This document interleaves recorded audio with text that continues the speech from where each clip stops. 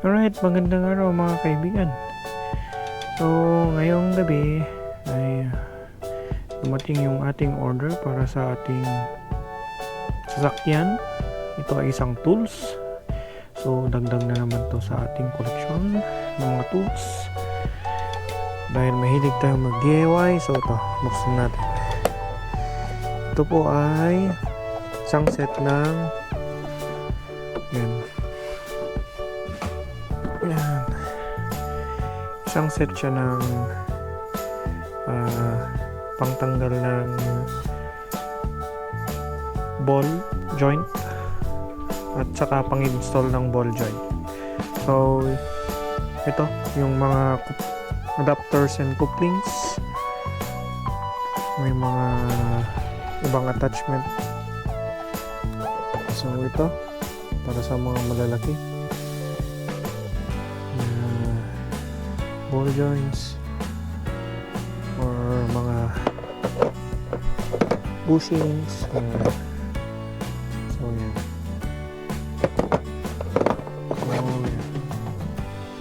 Marami po siya mga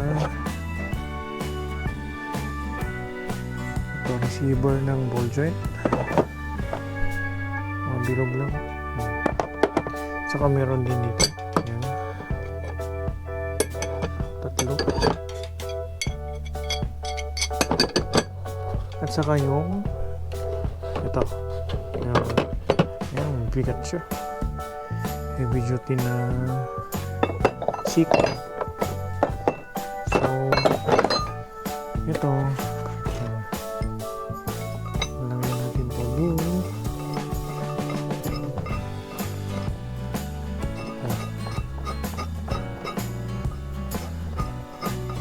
So yan.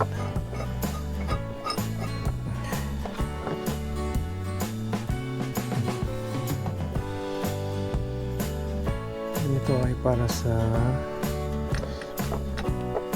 yan.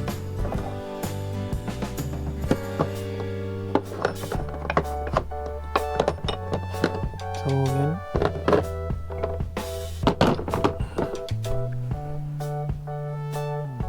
Ito pwedeng palitan yung tip nito.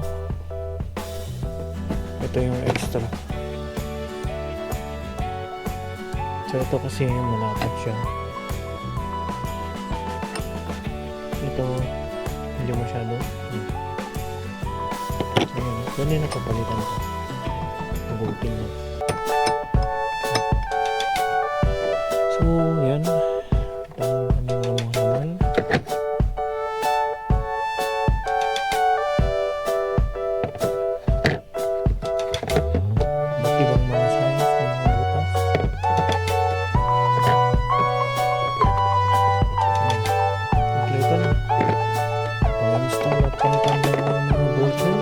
Bushing. So ito ay aking nabili naman sa Shopee online. So yun, binili ko to para DIY natin yung ball joint natin habang nakasalpak pa sa sasakyan. Pwedeng gamitin to, pero parang ito yung ball joint nakasalpak sa sasakyan, pwedeng gamitin. Hindi na kailangan yung pre-press pa dun sa tatanggalin po yung buong assembly, then ito-press dun sa machine shop. So ang DIY ball joint remover and installer, at bushing na rin pwede rin dito. So yan, close up. Pasensya na, medyo gabi na eh.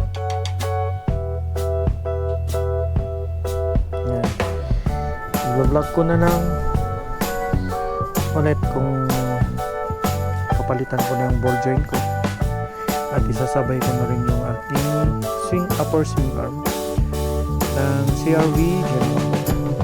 Okay, dito ko na tatapusin ang aking short vlog. Bye bye.